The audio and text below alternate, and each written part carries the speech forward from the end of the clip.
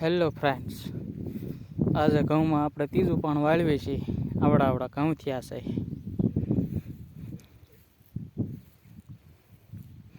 કાલે આમાં ખાતર નાખેલું છે એટલે આજ પાણી વાળવાનું છે.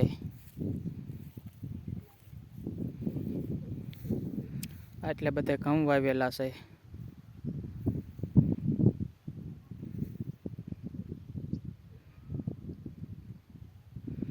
અત્યારે આવડા કેરામાં પાણી હાલ્યું આવે છે.